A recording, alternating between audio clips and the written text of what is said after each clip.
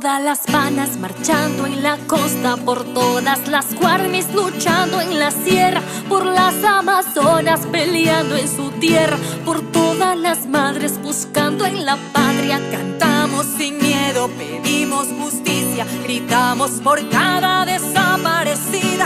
Que resuene fuerte, nos queremos viva, que caiga con fuerza el feminicida. Hola con todos, muy buenas noches, bienvenidos a este episodio especial de Curuchupa Podcast, el episodio número 4. Como saben, este es el podcast más curuchupa de todas las redes, de todo internet. En el día de hoy no vamos a entrar con la típica, con el saludo ocasional, ni tampoco para estar bendiciendo a nadie. ¿Por qué? Pues en este caso no tenemos casi nada que bendecir, no hay mucho que celebrar, por así decirlo. ¿Por qué? Simplemente porque el día de ayer pues, se vivió una época, mejor dicho, una fiesta de lucha a favor de las mujeres, ya que en su día las mujeres salieron a las calles a alzar la voz.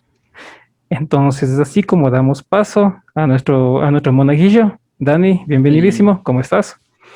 Muy bien, ¿cómo están ustedes? Y sí, justamente quisiera saludarles y vamos a hablar de este día tan polémico como es el 8M, que tradicionalmente, entre comillas, se ha tratado como una fiesta hacia la mujer y ahora se reivindica su propósito general, que es la lucha por sus libertades y derechos.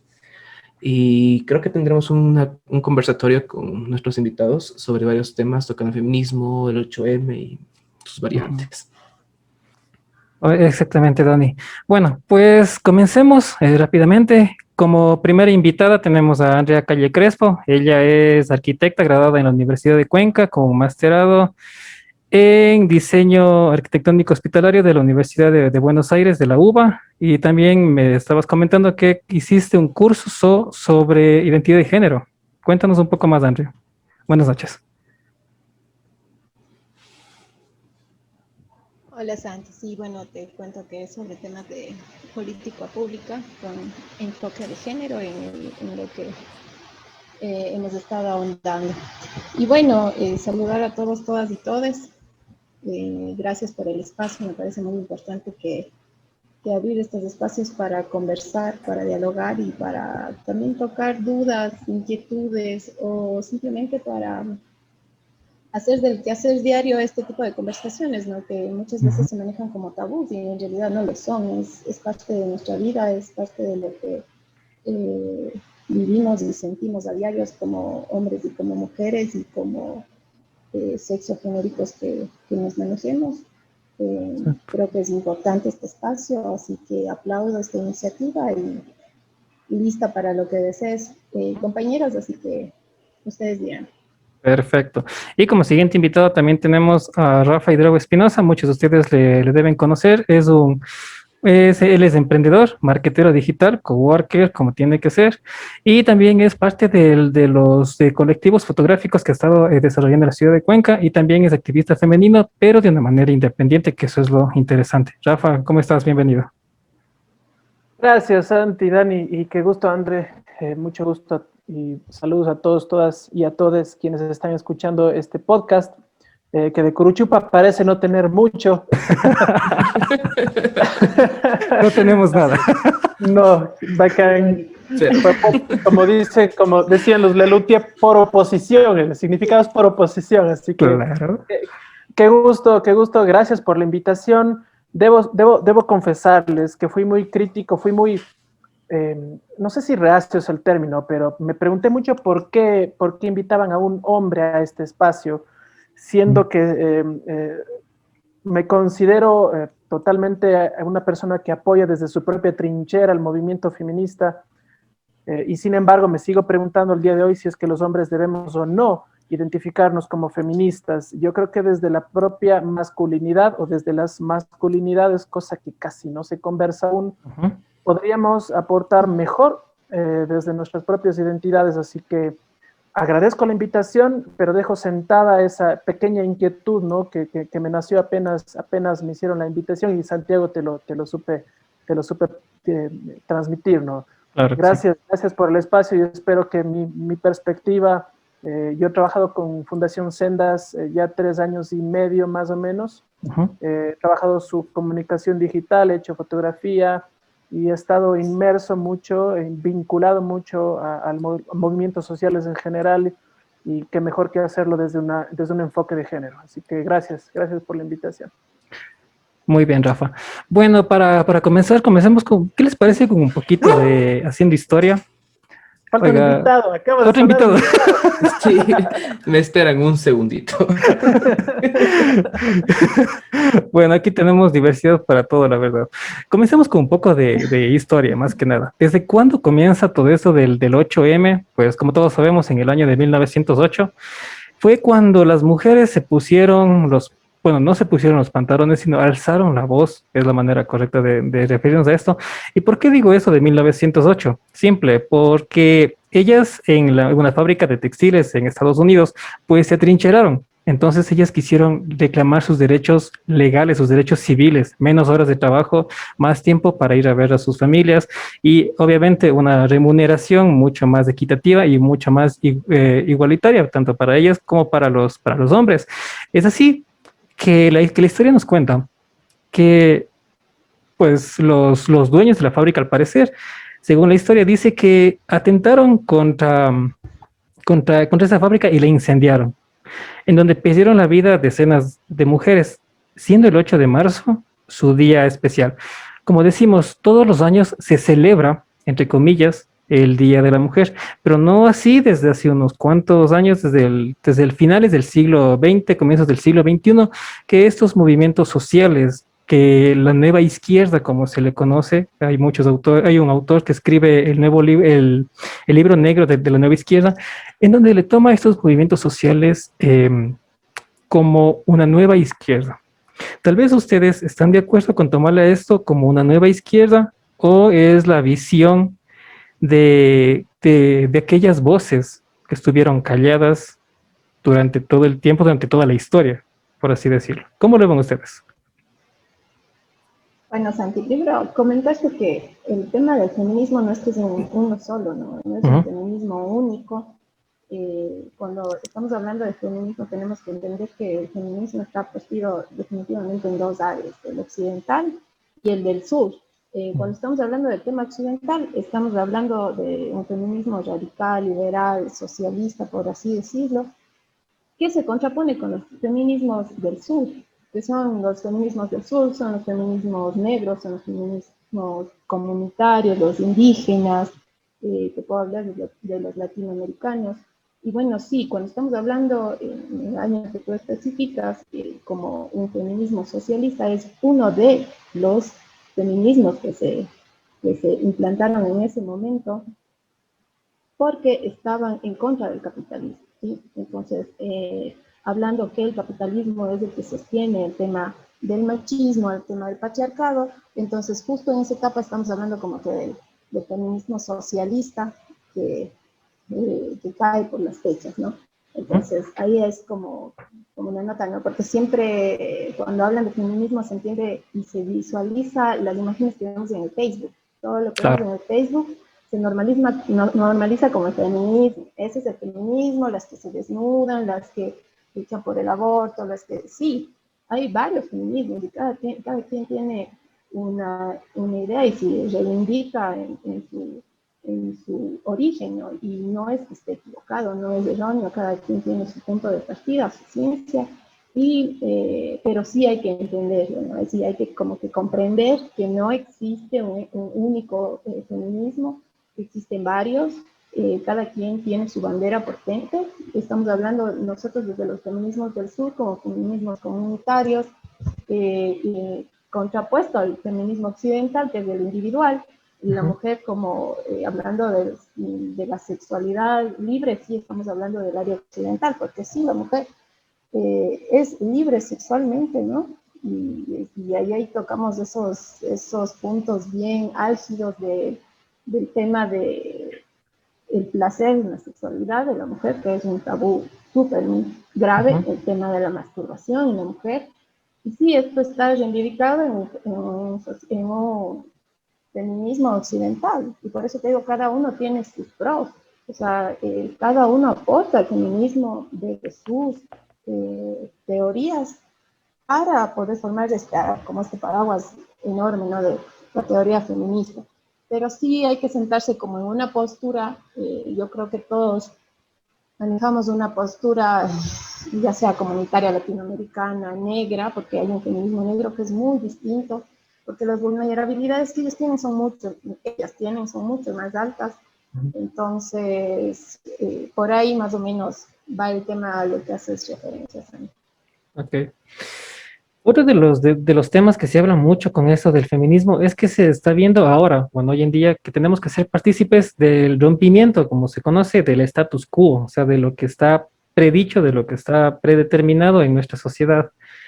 Rafa, tú como experto en redes sociales, ¿no es cierto? Antes de comenzar el podcast ya estábamos hablando un poco de ello.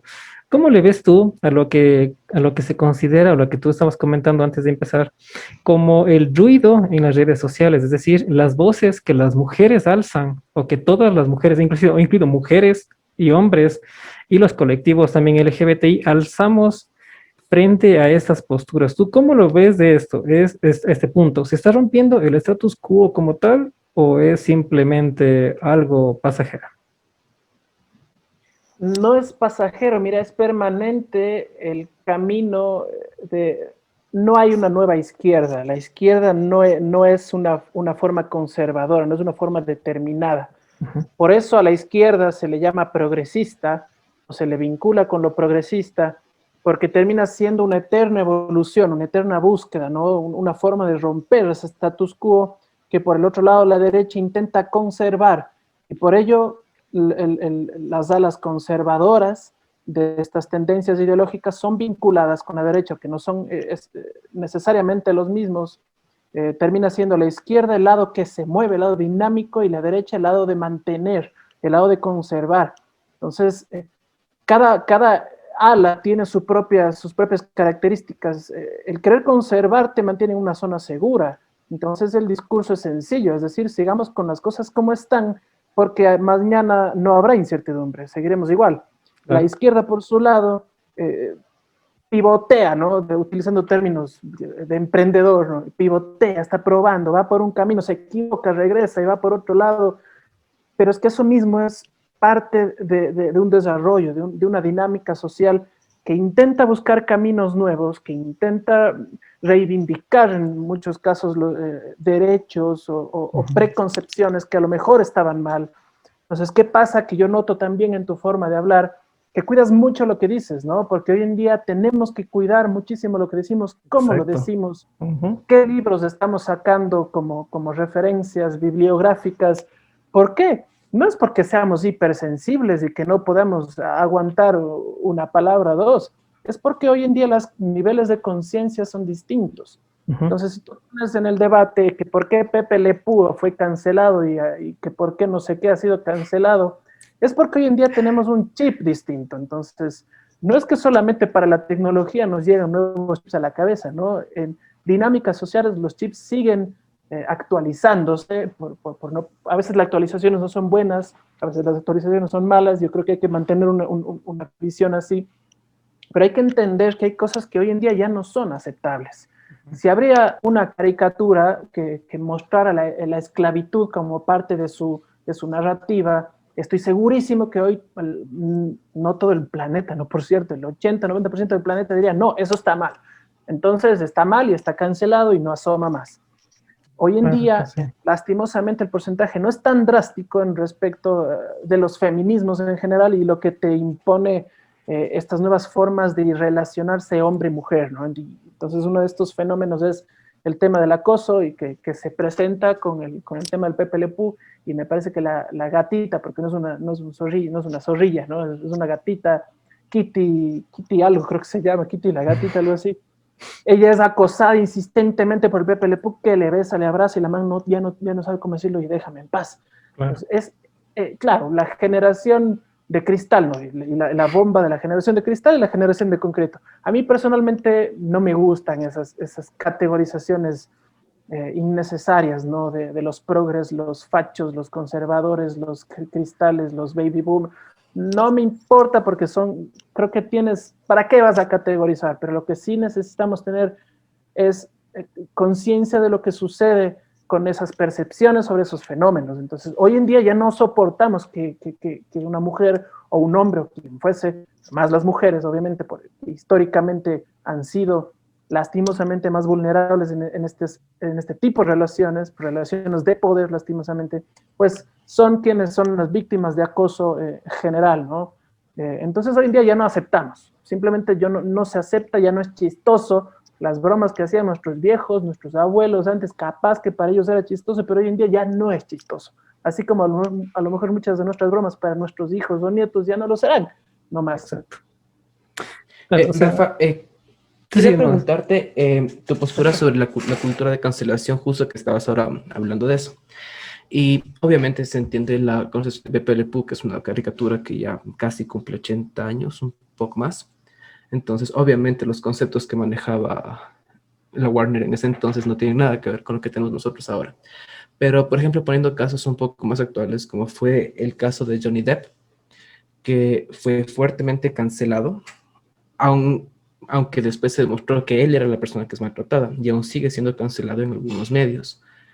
La cultura de cancelación debe tener alguna clase de límite, alguna clase de revisión previa a la cancelación como tal, o tiene que cancelarse todo lo que nos molesta hasta que se muestre lo contrario. Hoy día escuchaba a Bauman, este filósofo contemporáneo, ¿no? Desde unas clases de fotografía, que decía que estar en redes sociales te facilita la interacción social porque no la tienes, porque la omites, y si alguien te contradice o dice algo que no te gusta, le das un clic y no existe más esa persona.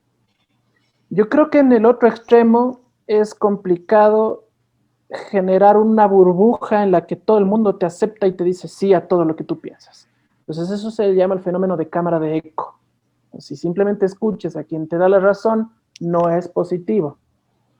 Y sin embargo, los hombres en general tenemos que comprender que no es que sea un ataque directo a un individuo en general, en este caso a Johnny Depp. Yo creo que Johnny Depp debió entender el contexto, debió comprender que quizá desde sus propios accionar, aunque puede ser inconsciente, porque créeme que el tema del machismo es una cuestión estructural, es decir, que está en el sistema del modus vivendi y operandi del Estado, de la familia, de las relaciones sociales en general y institucionales en general. Y es un problema tan fuerte y tan arraigado que es inconsciente. Entonces, desde esa premisa, tú tienes que entender como hombre, y esto sí lo digo como hombre, tenemos que entender los hombres desde nuestra propia masculinidad que puede ser posible que estemos errados porque llevamos en décadas y siglos de hacerlo y de actuar de forma errada. Entonces, mira, yo estudié Derecho también. Yo estudié como 5 o 6 años de Derecho. Yo sé que donde hay una ley hay dos opiniones y dos caminos, ¿ya? O sea, no es que una ley es el camino perfecto y exacto e indiscutible para que llegues a una resolución. Lastimosamente el derecho no es tan matemático, no es tan exactamente matemático que tienes una fórmula y la aplicas y chao. No he seguido al detalle lo que sucedió con Johnny Depp. Escuché que es el caso predilecto para las personas que están en contra de los movimientos sociales y No, feministas. sí, o sea, al punto que voy como tal es a la cultura de cancelación como tal. Son te poner Johnny Depp como un ejemplo de eso. Sí, Daniel, voy justo para allá. El tema es que estos casos, junto con otros, son predilectos para decir cómo así. También hay casos en los que los hombres son acosados. Sí, de hecho que los hay. Pero es que el problema no es una lectura actual, no es una lectura, porque no tienes contexto histórico de esta lectura. Lo que haces es, mira, pero si a Johnny Depp le hicieron esto, los 10.000 casos detrás de acoso que hay para la mujer no valen, porque un hombre también fue acosado. Entonces, ahí, de ese tipo de accionares que no tienen un contexto histórico, que no comprenden la magnitud del asunto que está debatiendo la sociedad, salen las cuestiones de evento de cultura de cancelación, y la cultura de cancelación es menospreciada, ¿ya? ¿Por qué se cancela a una persona? Es porque las redes sociales tienen la fuerza de democratizar la voz a quien sea que tenga ese momento acceso al internet. Y lastimosamente, ya que hago una autocrítica muy fuerte, las personas que estamos en redes sociales o quienes, la mayoría quienes estamos presentes en redes sociales, no hacemos ese análisis para cancelar, porque el fenómeno redes social es un fenómeno de inmediatez. Entonces no tienes un tiempo para pensártela si es que crees que sí o crees que no, juntas pruebas y dices, investigas y dices no. Entonces no haces un proceso más coherente, más estructurado para tomar una decisión sobre X o Y, así sea para responder un comentario de tu tía, la que manda piolines. No lo haces, ¿no? Entonces, aquí el tema de la cultura de la cancelación termina siendo una bomba o lanzas algo contra el ventilador y que le caiga a quien le caiga, es cierto. Pero tenemos que tener como antecedente que históricamente son las mujeres las víctimas de fenómenos de acoso de cualquier naturaleza en cualquier campo. Entonces, yo no te digo, oye, no te voy a creer hasta ir a ver qué onda, porque tampoco me parece correcto. La mujer tiene que ser creída y tiene que ser aceptada como lo hace un sistema jurídico normal, ¿no? Todos son escuchados y desde ahí partes a cualquier tipo de análisis. Exactamente. Y justo tú tocaste un punto álgido y eso es lo que le quiero preguntar a André, porque tú dices que las mujeres tienen que ser escuchadas y tienen que ser creídas. Y obviamente que sí. Sin embargo, yo considero de que a veces hasta que no nos pase a nosotros, hasta que no nos pase, hasta que no le pase a la prima, hasta que no le pase a mi hermana, a mi madre, yo no voy a estar consciente de aquello. Y eso es lo que está pasando hoy en día. Entonces, André, ¿tú qué opinas al respecto de eso? Es decir, digamos que tú fuiste acosada en el trabajo por X, Y, Z razón, no importa. Llegas a la casa, le cuentas a tu esposo, a tu novio, a tu mamá, y tú le dices, mira, ¿sabes qué? Me pasó esto. Y es que te van a decir, no, tal vez tú te lo buscaste, porque es lo típico que saben decir, o la típica frase que me encanta a mí es, el hombre llega hasta donde la mujer lo Lo dispone. permite. Esa es la frase, la típica frase que saben usar. Entonces tú, André, tú como madre de familia, ¿tú qué piensas al respecto de esto? Bueno, primero que dentro de todo, detrás de todos estos comentarios es que toda la población tiene ya por normalizado el tema de estos tipos de comentarios. Hemos normalizado tanto este tipo de acciones que muchas veces es como que a lo mejor tú viste mal, tú entendiste mal, tú percibiste mal y no pasa por un tema personal, ¿no? O sea, si a la persona le incomoda está mal, siempre así de simple. El tema de lo que tú dices, el hombre llega hasta donde la mujer lo permite, es quitarle la responsabilidad al hombre, y es el tema de masculinidades que hablaba Rafa, ¿no? O sea, la responsabilidad del hombre como tal. Le estamos quitando el rato que le decimos que la mujer es lo que tiene que darse, tienen que dar, ponerse el respeto que le merece. O sea, no, estamos desadísimos en ese momento en el que nosotros le estamos quitando la responsabilidad a los hombres. Cuando tú quitas la responsabilidad y pones la responsabilidad sobre la mujer, sobre lo que está haciendo la otra persona, estamos cometiendo un error y estamos normalizando una conducta machista, patriarcal, de la cual son las que queremos erradicar, ¿no? Porque me parece, y es muy claro lo que tú dices, hasta que no le pase a alguien de mi familia, yo no voy a creerlo, ¿no?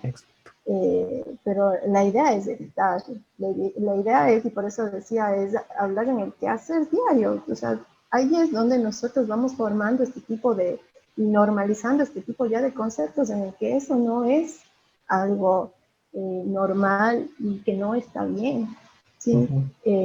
Romper este tipo de paradigmas que se han ido formando ya bastante tiempo.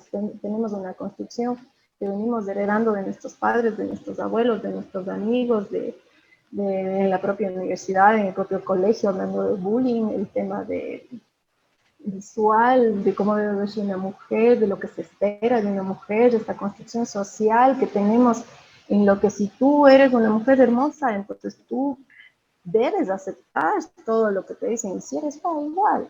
O sea, no, está bien. Primero porque pasando por la belleza es muy subjetiva, ¿sí? O sea, puede ser para ti hermosa una mujer negra como una mujer blanca. Entonces, no, ya que no dejamos de normalizar esa idea de lineal de los estándares que nos imponen, creo que es el momento en el que rompemos y en el momento en el que este tipo de frases que tú dices dejan de ser válidas, ¿no? O sea, cuando vamos al trabajo y escuchas este tipo de comentarios y los frenas, es una manera de defender tu espacio y de hacer saludable el espacio, y no solo para ti, sino para el resto de mujeres.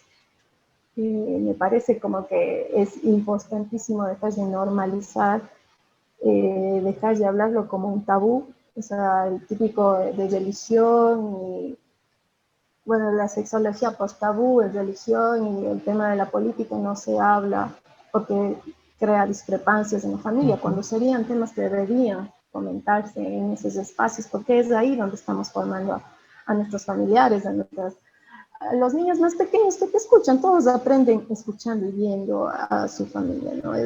Creo que el núcleo familiar es lo más importante. Dejar y romper esto de, no, aquí no, por favor, nos vamos a llevar todos bien, así que aquí no nos vamos a hablar de este tema, si quieres hablar, eso habla con las personas que les interesa, porque aquí incomoda. Entonces, Claro. me parece que ese tema de incomoda, ahí es cuando entra el tema de los feminismos, ¿no? O sea, el feminismo lo que hace es incomodar a la sociedad. Estamos viendo tan claro con el puente que está pasando aquí en Cuenca que se volvió icónico. Este momento, ese puente es una lucha entre el feminismo y la sociedad, porque sí, hay unos que dicen, bueno, yo apoyo, y el que te dice no, el que dice no, a ver, este puente es histórico, es patrimonial, y no tienes No que lo toques. Los que dicen que hay otras formas lastimarlo, de no tienes que expresarse. tocarlo. Cuando el patrimonio se va formando día a día, tú vas formando, es más, el patrimonio está basado en luchas históricas en las que se han ido prestando, y prácticamente ahorita el puente se ha vuelto a eso, ¿no? Es una lucha entre el feminismo que desea ser visto, se reivindica cada vez más. Creo que las voces que se han ido levantando de las compañeras que están ahí bajo todas las condiciones, porque todos sabemos que el tema del Facebook también tiene un tema alto en acoso, que no es visible, ¿sí? Entonces, me parece que es algo súper fuerte en el cual tenemos que romperlo, ¿no?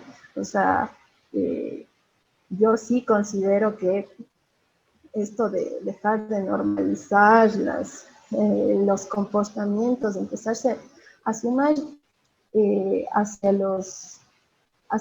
yo siempre digo hacia lo desconocido, ¿no? Porque sí, yo creo que todo ser humano tiene miedo a lo que no conoce, ¿sí? Para ti todo se vuelve un tabú cuando no lo conoces. El rato en que tú exploras, el rato en que tú te abras a un nuevo conocimiento, se te quitan los miedos, se te quitan los tabús, ¿sí? Y se abre el conocimiento y empiezas a ser más permisivo hacia muchos temas y vulnerabilidades que ha habido ya por años en la sociedad, ¿no? Entonces, yo sí considero en este tema del puente que es un tema que se ha vuelto mediático, pero el hecho de que se haya hecho mediático pasa porque al rato de tener un tema mediático, las autoridades tienen como una puñalada moral, y por eso es que creo que se mantienen con más fuerza las mujeres en ese puente, porque el rato que le estamos dando a las autoridades moralmente como ineptas, porque no hacen nada, porque todo pasa son unas 3 o 4 chicas que están ahí intensas. Entonces, el rato que el tema se hace lamentablemente mediático, las autoridades toman cartas en el asunto, y lo estamos viendo en todo tipo, ¿no? Estamos viendo cuando estamos viendo en el tema de los medicamentos, el tema del show, ¿sí? Todo el tema del show, de todos los como focos de la televisión que tienen que ver en este tema de los medicamentos. Pero sí, hay muchos más casos, mucho más importantes, que no tienen el tema mediático y que no se resuelven. Los que sí se resuelven son los mediáticos, porque obviamente les da la moral de los políticos. Entonces, es importante, yo creo, es importante levantar la voz, dejar de normalizar, seguir incomodando, porque es la única manera. No tenemos herramientas. Ustedes saben que las luchas no se consiguen sentándose a conversar, porque no se han dado así. Entonces, sí es verdad que está basado el feminismo en incomodar, porque el feminismo, además de todos, ha sido los que han visibilizado a estas minorías, ¿no? Los del LGBTIQ+, o sea, entonces es una manera amplia, muy amplia de incomodar y de poder ir ganando campo y además de poder ir dando a conocer de qué se está hablando. Mucha gente, para mí, hay muchas personas, muchas mujeres, y hablando desde mi propio caso, sí, yo me sentía identificada con el feminismo, pero no lo conocía. En el momento que entré a capacitarme, a entender todo este tema, entonces dije, sí, soy feminista, está bien, y no tiene nada de malo.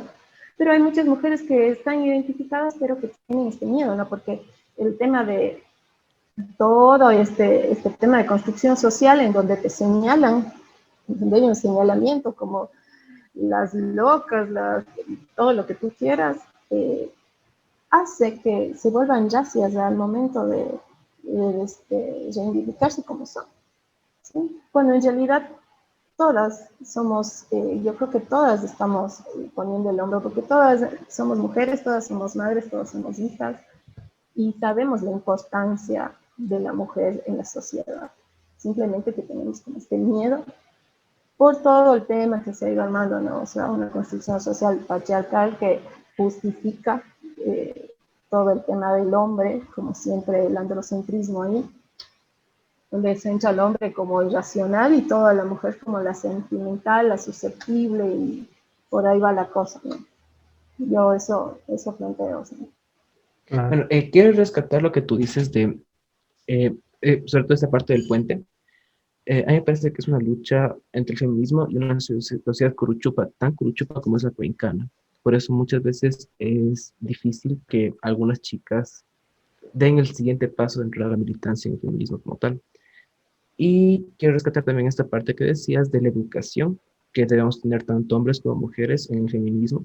Y, y quiero rescatar algo que me dijo Rafa hace un rato, que los hombres no pueden ser feministas per se.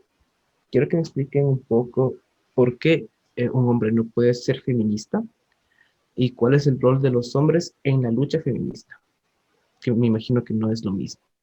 Y obviamente cómo nos educamos nosotros, cómo tenemos que aprender a desmachizarnos, ¿sería?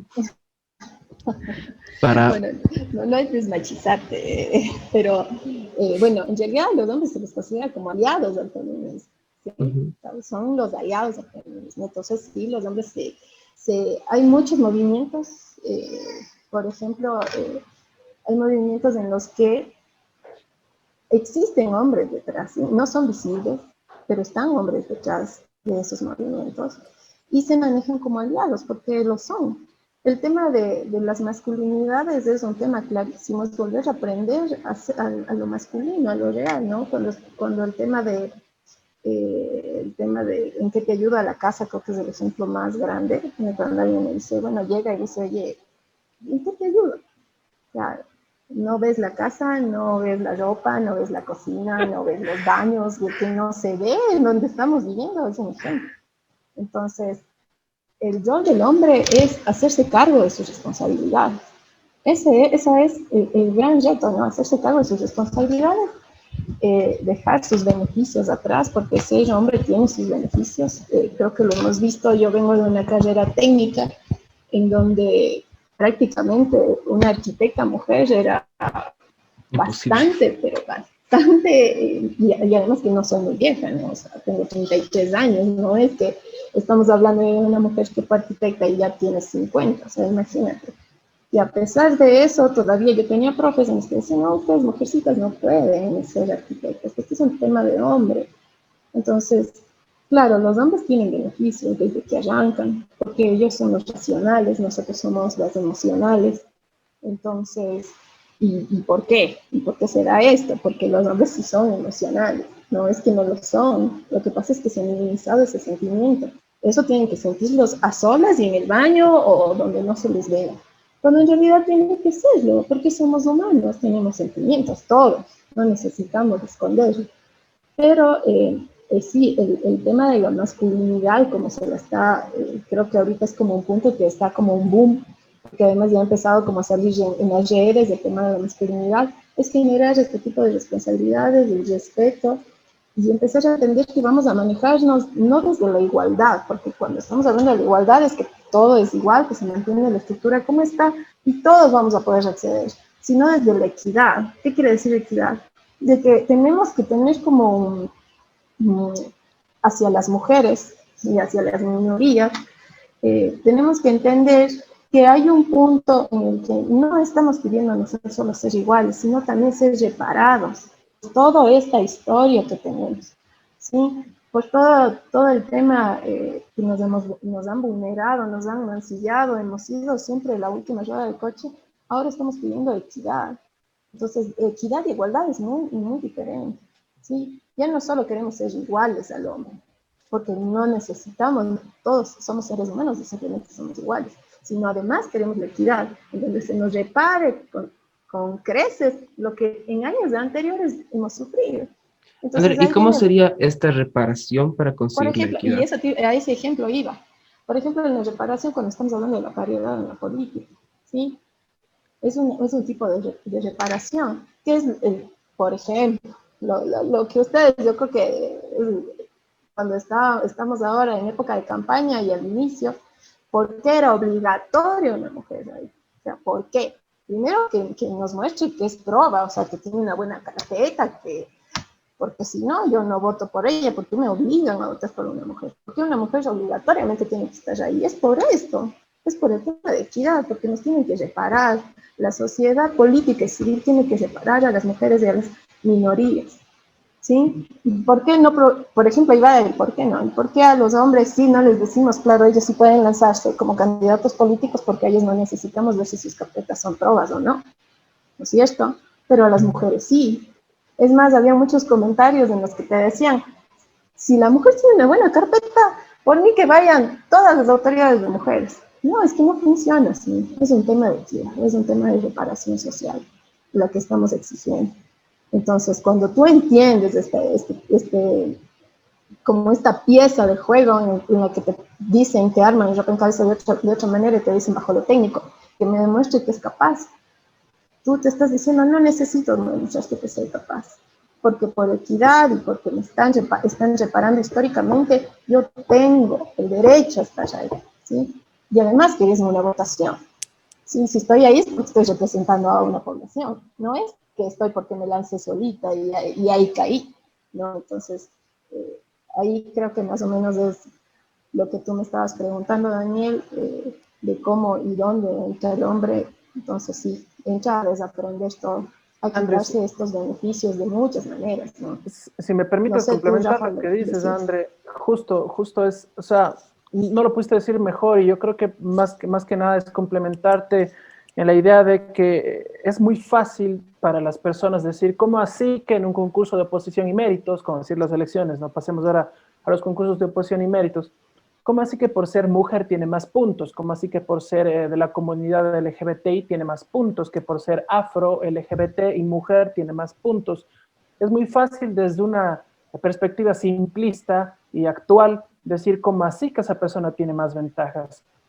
Es nuevamente lo que les decía, esto se llaman acciones positivas. Son acciones de reivindicación, mecanismos legales de reivindicación cuyo génesis tiene un contexto histórico, ¿no? Es justamente el contexto histórico del que menciona André. ¿Cómo es posible que después de tantos años de vulneración a las mujeres, a la comunidad LGBT, a la comunidad negra, a la comunidad afrodescendiente, no sean reparadas de alguna forma para poder sopesar esta balanza que hoy en día es completamente dispar, que tiene una brecha social en cualquier grupo etario con respecto a los hombres cisgénero, heterosexuales, de clase media, que gozamos de privilegios desde que nacemos? Y creo que es una tarea de que tenemos que reconocer. Las acciones positivas están para eso, para poder compensar históricamente qué ha sucedido con grupos vulnerables. Entonces, es que es fácil realmente porque yo lo he visto de primera mano, personas muy cercanas a mí, es decir, ¿cómo así? Eso más bien es discriminación positiva, ¿no? Y se escudan en el tema de la discriminación positiva. Es decir, que decir que un negro está discriminando a un grupo de blancos o a un grupo de negros o afros están Discriminando.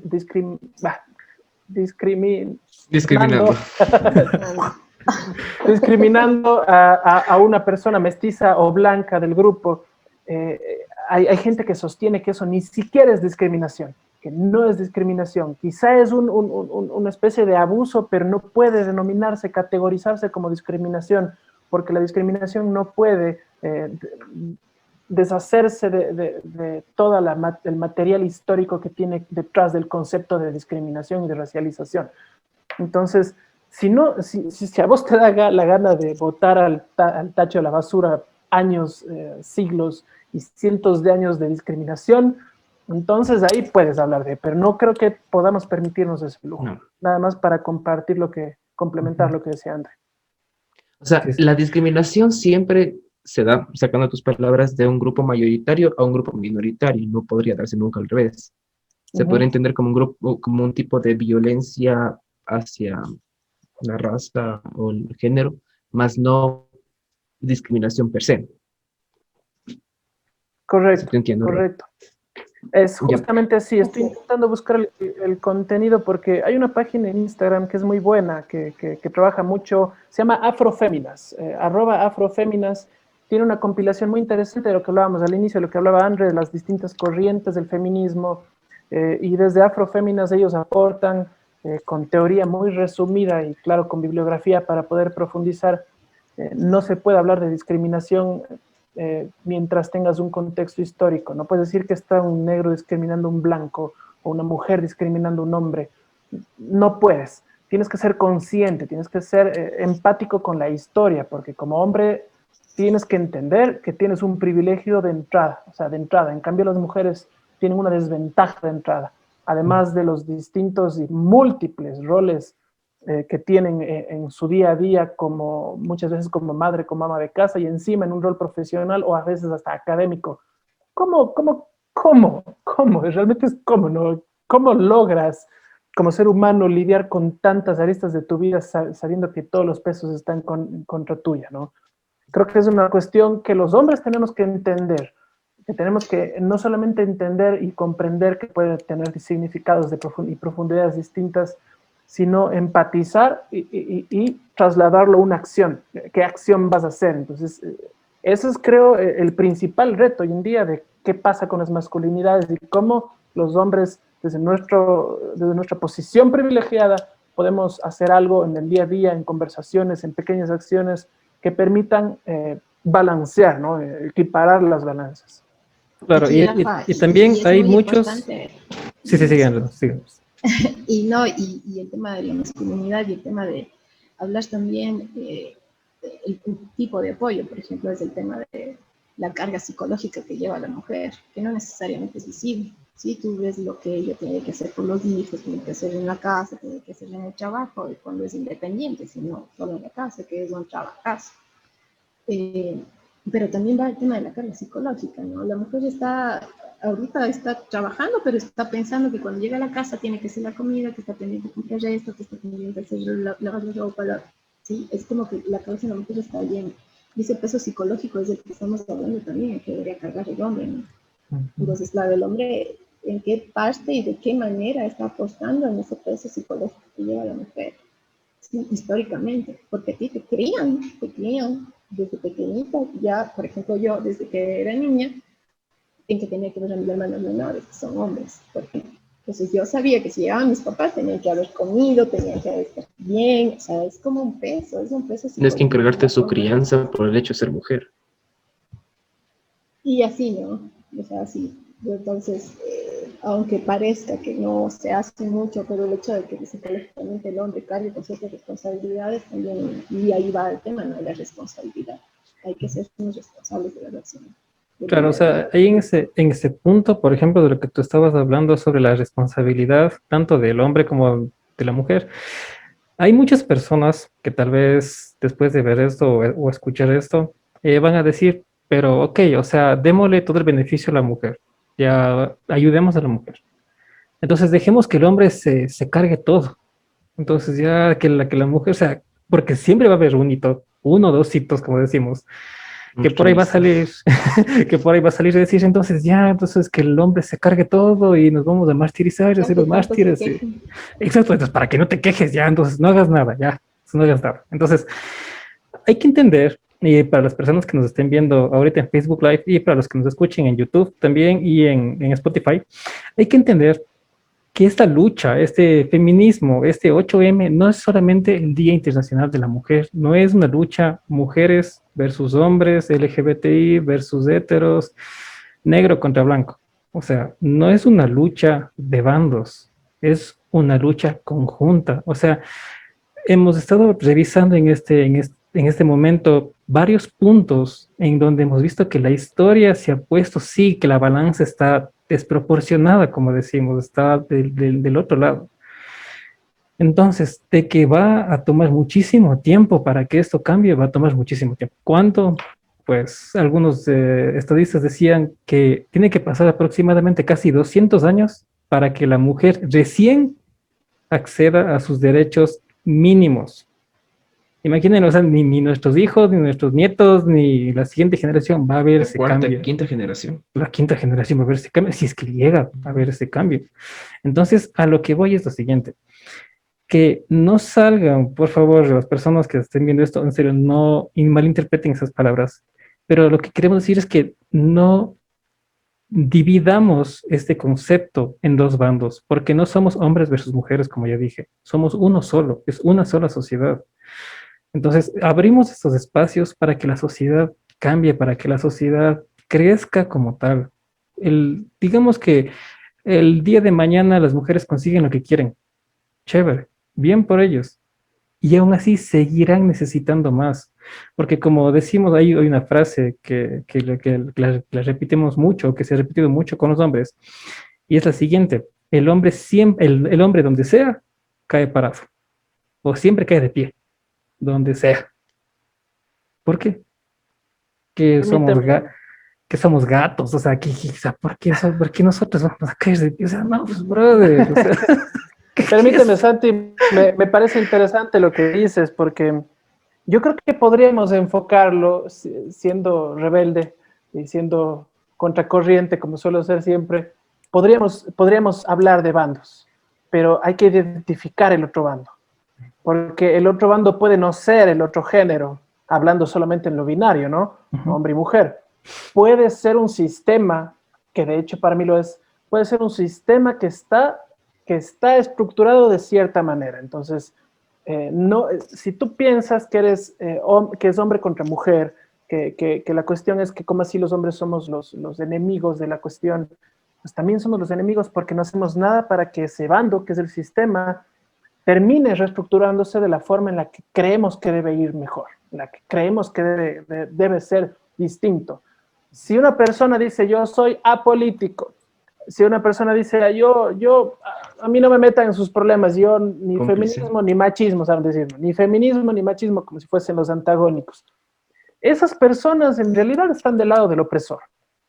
Porque es el opresor que en una relación de poder, si tienes una relación de poder, acá está el opresor arriba, y tú no haces nada, obviamente estás beneficiando a quien tiene las rieles del asunto, sabe cómo tirar las rieles, ¿no es cierto? Uh-huh. Entonces, una persona que se dice apolítica también deja que las cosas pasen y quienes tengan el poder sigan en el poder y mantengan el status quo, ¿no es cierto? Uh-huh. Si te dices apolítico, si te dices neutral, tu posición es más dañina que escoger un bando, por un lado. Por otro, lastimosamente, aunque yo soy enemigo de polarizar la cuestión, yo creo que sí hay que identificar, aunque es complicadísimo, hay que identificar los factores que llevan a que hoy en día los movimientos sociales se muevan, sigan siendo movimientos, sigan teniendo la dinámica social que intente mover y cambiar las cosas. Entonces, creo que es en parte lo fundamental de todo este tema es esas estructuras, ese fenómeno estructuralista de comprender que muchas de las cosas que funcionan en nuestra sociedad funcionan con un criterio machista y patriarcal.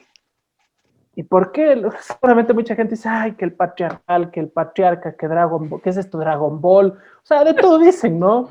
Que el gran patriarca, o sea, utilizan la comedia Y esto es gravísimo, Para y es ridiculizar la casi, lucha.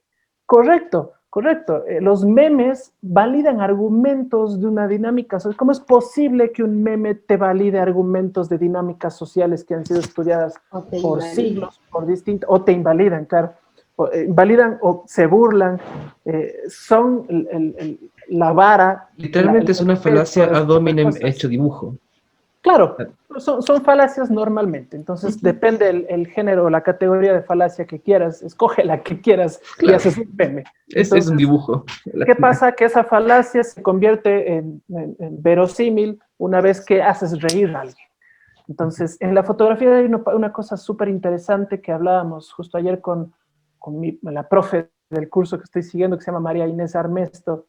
Ella decía, la estética de una foto bonita te baja las defensas, te baja toda la guardia y dices, qué hermosa foto. Pero sucede que esta foto que nos mostraba ella eran partes de miembros, de personas que habían fallecido. Entonces, un brazo acomodado con un florero, un cráneo abierto, pero acomodado de forma tal, de acuerdo a reglas estéticas, que la foto era linda. Pero en un segundo plano tú te preguntas y dices, hijo de madre, estoy viendo pedazos de seres humanos en una composición fotográfica. Entonces, algo parecido sucede con la comedia. A mí me parece una herramienta hermosa, hermosa, pero sigue siendo una herramienta. Así como un cuchillo puede ser para hacerte un sándwich, puede ser que termines matando a alguien al día siguiente. Entonces, para mí la comedia es una herramienta que creo que no ha sido abordada lo suficientemente. No he podido encontrar textos o información que desmenuce mejor la comedia en debates sociales. Y creo que el meme es un fenómeno que la pone sobre la mesa definitivamente. Y creo que tenemos que pensar mucho mejor antes de compartir cualquier cosa que nos haga reír. Claro. También, por ejemplo, ahora, ¿cuánto vamos? Que alguien ya, que de los que nos están viendo o escuchando va a decir, chuta, y ahora entonces, o sea, no puedo compartir nada. O sea, cagado, o sea, no puedo compartir porque estoy agrediendo, no puedo publicar porque ya es ofensa, o sea, ¿qué hago? O sea, ¿qué hago? ¿Cómo Entonces, manejo mi humor? exacto, como Básicamente, porque justo lo, hay muchos en esta sociedad, perdón que te corte, no, sigue Santi. más.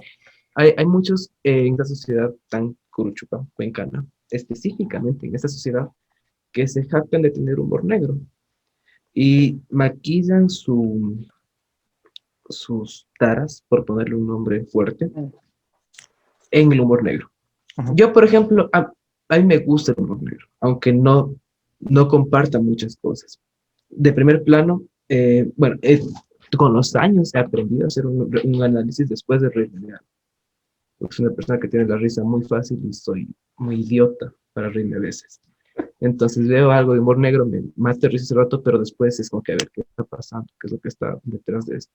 Y es algo que la mayoría de gente que se cree que tiene humor negro, que disfruta el humor negro, no lo hace, sino que acepta la risa, acepta la comedia, pero no va al análisis posterior de la risa. Ujú. Y creo que de alguna forma tendríamos que buscar alguna forma de concientización, de educación, de que la comedia, como tú dices, Rafa, es un arma poderosísima para, para la comunicación y para la socialización, incluso imposición de ideas, o ridiculización de luchas, como estábamos hablando todo este rato. Eh, por un lado, bueno, yo tengo pensamientos muy encontrados respecto a la comedia. Por un lado, creo que uno puede reírse de lo que quiera, sin consecuencias, y por otro lado, me he dado cuenta que efectivamente puedes reírte, pero no está bien, tal cual. Puedes perder el norte solamente con tu risa. ¿Cuál es tu opinión respecto a eso? Bueno, a mí me parece que ahí el tema es que cuando tú empiezas a reproducir, empiezas a normalizar, ¿sí? Ujú. Y también le quitas la responsabilidad social que tienes como individuo. Entonces, sí, es lo más sencillo. Es lo más sencillo. Tú te ríes y compartes porque te dio risa y porque te pareció gracioso. Pero detrás de eso hay el tema de responsabilidad social. O sea, yo consciente, porque, bueno, digamos, hemos terminado la universidad, tenemos un nivel de criterio, pero sí, cuando reproduces ese tipo de imágenes y llega a una sociedad que no tiene ese tipo de educación, eso se vuelve una verdad, ¿sí? Entonces se vuelve un estándar, se vuelve un trato. Entonces, por eso te digo que va de la mano de la responsabilidad social de cada individuo. porque sí es muy fácil, lo más sencillo es darle compartir y que se vaya, pero si no tenemos esta conciencia como responsabilidad social individual, sí caemos en ese tema de, bueno, ¿y ahora qué comparto? Porque estoy hiriendo a él. No, la idea sería al revés, ¿no? No a quién estoy hiriendo, sino qué calidad estoy compartiendo, cómo estoy actuando. O sea, por ahí va. Qué bien que lo dices, André. A mí también me gusta el humor negro. Sí, yo sé ser bien humor negro y lo sé, estoy consciente, pero ¿sabes qué pasa? Que tiene que haber un proceso previo del cual forma parte en conversaciones como la que estamos teniendo en este momento. Yo no voy a soltar un humor negro abiertamente así a la buena de Jehová, de Dios, de Buda, Público abierto, quieran, básicamente. del público abierto, porque lastimosamente quien lo recibe lo interpreta de una forma o de otra o de la forma que le da la gana. Entonces, lo que decía André forma parte del pensamiento crítico, saber entender el humor, porque el humor puede ser una herramienta de esconder discursos de odio y discursos que buscan menoscabar derechos. Pero si yo le mando a mi super pana de toda la vida feminista una broma en contra del movimiento feminista, yo sé muy bien que ella se va a matar risa y esa es la comedia. Y le mando por interno, por WhatsApp a ella y la mamá va a decir, ve, baboso, ¿cómo vas a mandarme eso? Ja, ja, ja. Es mi amiga y sabe muy bien que ella, tanto ella como yo, sabemos muy bien cómo pensamos. No así, si, como dice el André, ¿no? Lo más fácil es coger y compartir. Pero es que eso no puede ser. Ese es el problema de las redes sociales, de la inmediatez, del algoritmo de las redes que te invitan a compartir lo primero que ves así porque sí, sin siquiera comprobar nada. Entonces, ese es el problema. Cómo la gente recibe ese humor, porque si es que eres crítico, vas a recibirlo de forma crítica, vas a decir, ok, vas a tener la capacidad de decir, ok, es una broma, no es cierto. Entonces, no voy a replicar esta broma como una acción real en sociedad y en mis círculos en general. Pero lastimosamente esa es la excepción a una regla de personas que creen que el meme es un discurso de cómo tienes que operar, cómo tienes que relacionarte con. Sí, el humor negro o el humor en general, yo lo recibo y lo hago. Yo he sido mismo, ni para qué te voy a contar cosas que he hecho de humor negro, ¿no? Pero yo sé con quién la hago. Yo sé muy bien Rafa, que la tú persona dices que recibe. el humor tú puedes, o sea, tú puedes reírte de lo que quieras, siempre y cuando tengas un contexto previo. No digo que pueda reírme de lo que quiera, porque lastimosamente, mira, yo tengo muchos amigos que están en el stand-up comedy, por ejemplo, que es un fenómeno que está funcionando mucho últimamente, y muchos amigos y amigas muy queridos a quienes yo admiro un montón.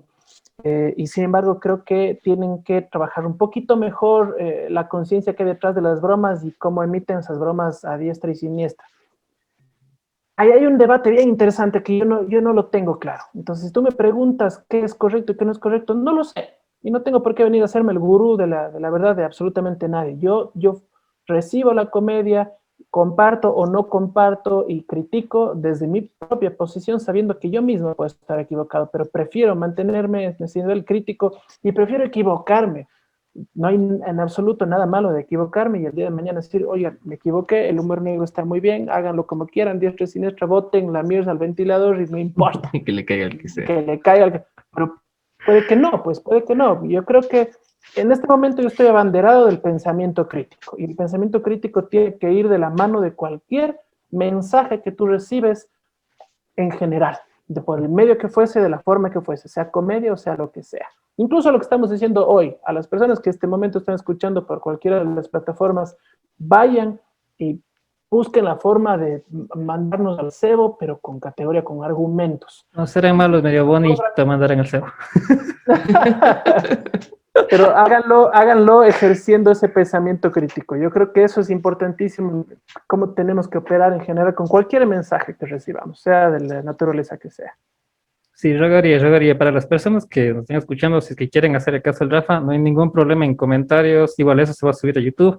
Pónganos nomás los mejores memes que quieran hacerlos, no hay ningún problema. Los memes del usen este video y hagan memes con nuestras caras en pause. Felices de la vida. Damos autorización nomás. Bueno, chicuelos, ya para ir cerrando este espacio que ya estamos una hora aquí parlamentando. Miren, comenzamos a hablar del 8M. Hicimos un poco de historia, hablamos de política, hablamos de los movimientos sociales.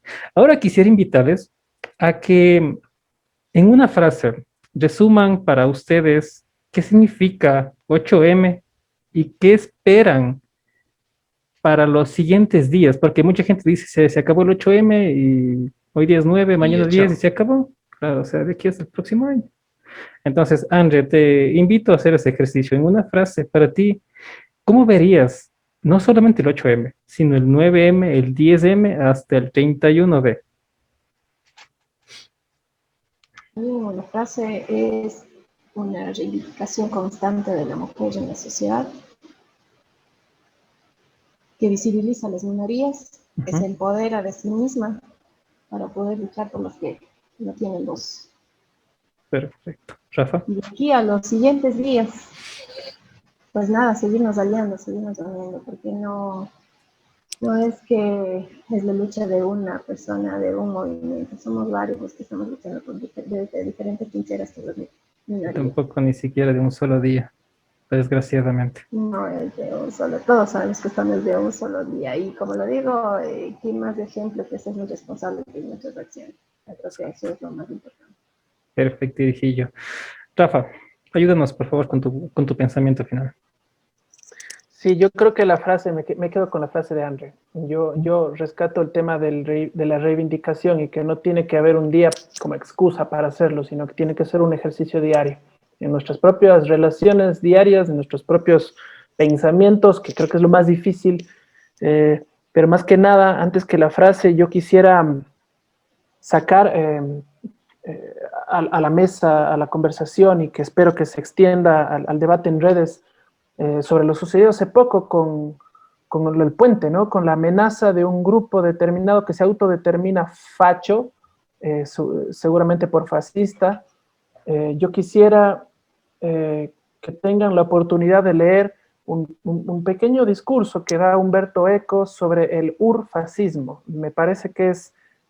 Puedo comprometerme en pasarles el enlace a un PDF muy cortito. Perfecto. Sobre ya hace algunos años que Umberto Eco habla sobre nuevas formas escondidas, sutiles, modernas, del fascismo, hablado como fue el fascismo en Italia y en la época de todo el holocausto y los gobiernos nacionalsocialismo, correcto.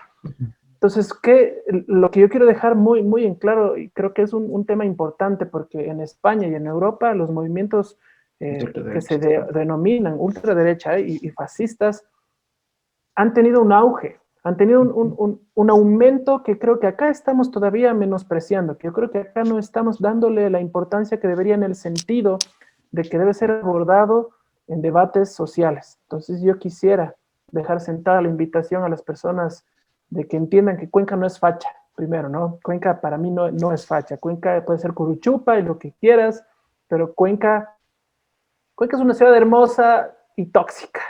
Ya es una relación tóxica la que muchos cuencanos tenemos con nuestra propia ciudad. Yo espero, y en este pequeño momento de optimismo, quiero decir que Cuenca no es facha, que no es fascista, que la gente está a tiempo de poder informarse mejor de lo que pretenden estos movimientos, lo que buscan las personas que se autodenominan así, y entender que ciertas cosas que pueden estar a tiempo para una segunda revisión al menos. Claro que sí. Empecemos por este pequeñísimo texto de Umberto Eco, que espero que tengan chance de chequearlo. Obviamente que sí. Dani, vamos contigo.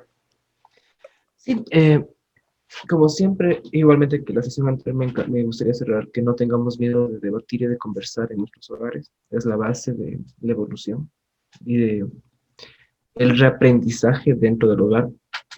Como hombre, una vez más me he sentido feliz de saber que todavía hay gente que sigue luchando desde diferentes frentes, tanto tú, Rafa, como hombre, desde tu trinchera, como lo dijiste en un principio, como tú, André, desde tu activismo directo, un poco más directo en el feminismo, y he aprendido que tengo que seguir reaprendiendo conductas que mantengo desde el humor y desde mis posturas tal cual frente a la realidad. Te dejo, Santi, para que cierres.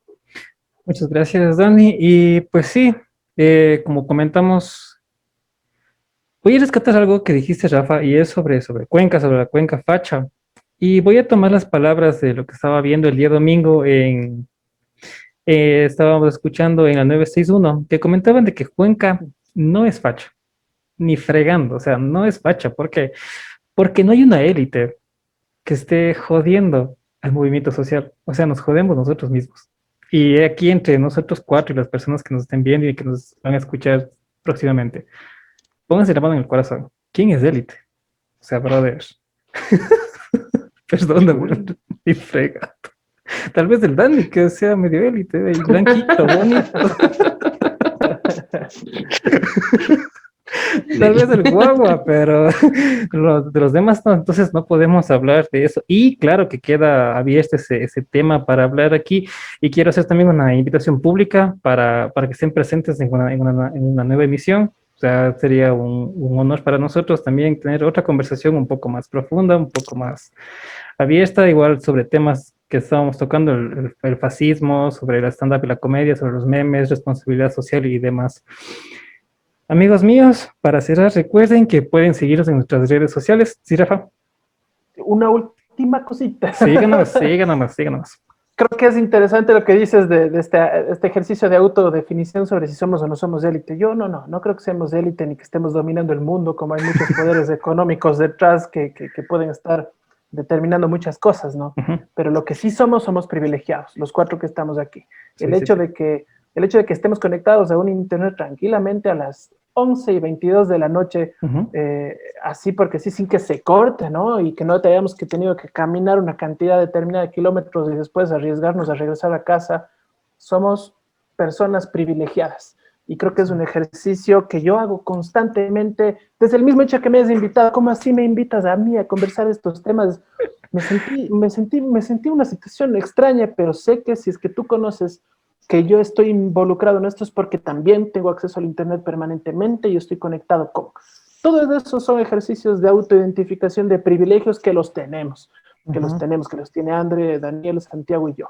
Entonces, no somos élite, pero sí formamos parte de una minoría que tiene muchos privilegios. Entonces, creo que es otro ejercicio y creo que, como dice Santi, habrá más espacio para poder profundizar mucho más estos temas.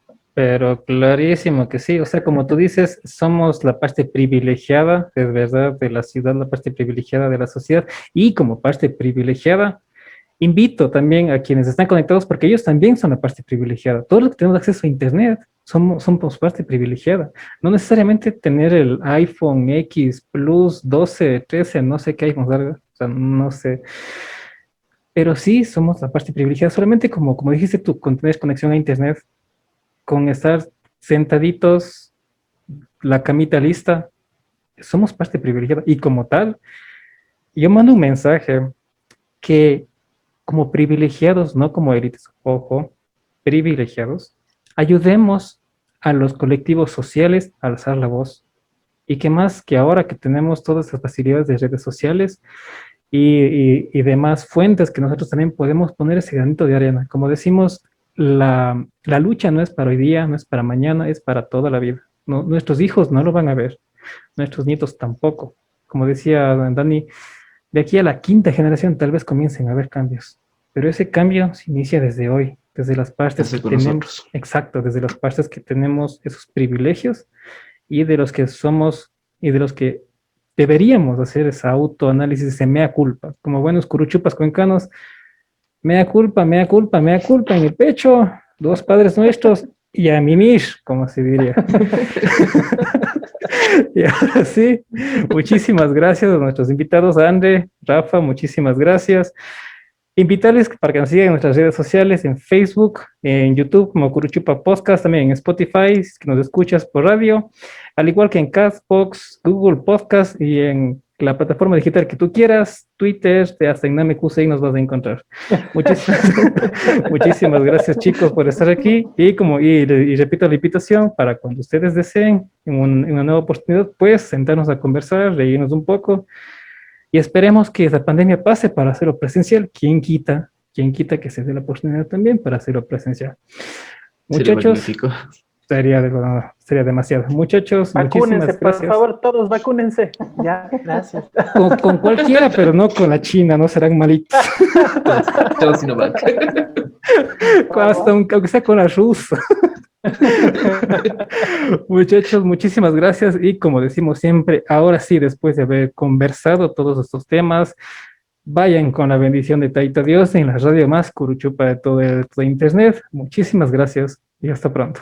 Por todas las panas marchando en la costa, por todas las guarmis luchando en la sierra, por las amazonas peleando en su